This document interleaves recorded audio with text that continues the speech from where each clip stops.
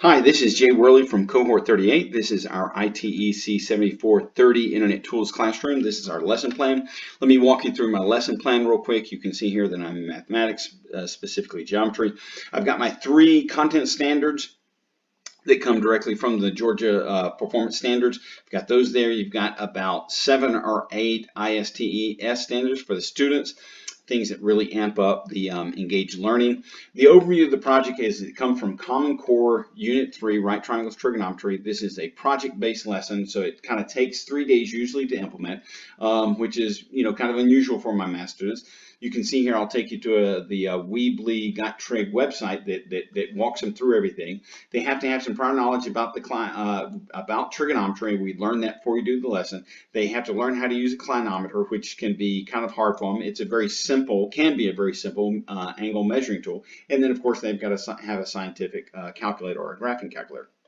The Web 2.0 tools that I want them to use is something like Microsoft Sway. They can use any sort of presentation software they want to. Preferences, they don't do PowerPoints. They do something that's more rich, which Microsoft Sway is. I know Google's got stuff as well. Microsoft Forms, which is a surveying tool, and I use that a lot myself. I'll show that in a minute. Video editing, iMovie, some sort of content hosting, G Drive, OneDrive we've got because we're a Microsoft shop, or one YouTube if they really want to kind of get it out there and show their friends and everything outside of school. LMS, I'll show you the formative assessment tool that I've got there in the Canvas system that we've got, and that's a real good system. I'm learning how to use it a little bit more.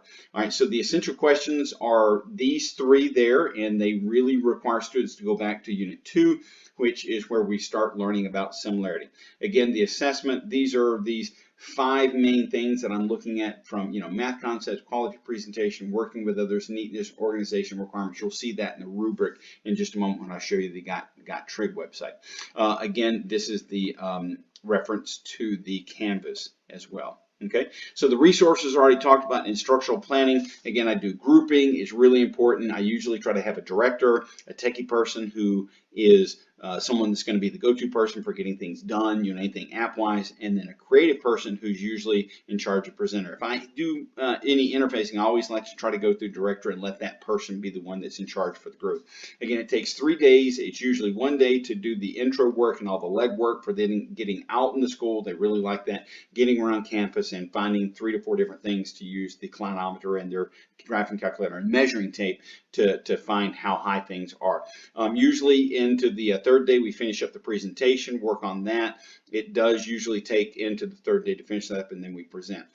My challenges really have been getting my on-level students to use the clinometer properly. Sometimes they have to do it in a pair of 2. They can't do it by themselves. I don't really understand why that is.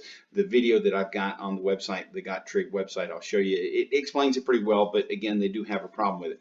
Familiarity with video editing. It's really surprising that some of my students don't have much or any at all familiarity with video editing. Usually one kid does, and we always have that person do that work. Getting students to work constructively in the group for such a big project in math is kind of unusual. They're not kind of used to things. They're used to doing, the usual day in, day out, learn it, show how to do it, and then kind of move on thing.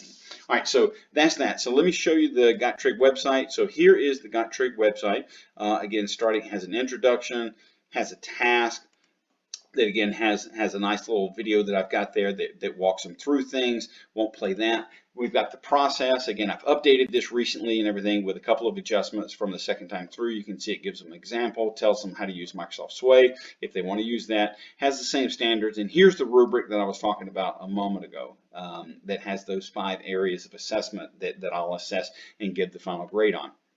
Here's an example of what I'm doing in my PLC with the Unit 6 test data. This is the actual, this is what I'm doing in my capstone. It's a great tool, a lot like the Microsoft, the Google Form stuff and everything works out very well. Finally, up here at the top, we've got the virtual reality. This is something I did last year. I show them a quick demonstration of this because it's a very rich Web 2.0 platform to do all this with. And then finally, wrapping up, here's my quiz that I've got. It's a 10-question quiz. It's multiple choice. Canvas does grading. Eventually, I'd like to do some branching with it so that if they get it wrong, it gives them another question similar to it. And if they get it right, then they go on to a harder question, which is pretty normal. So that's my presentation. I hope you like it and enjoyed it. I certainly want to do more of these type activities, but I think that I'm really getting good with this particular lesson. Thank you.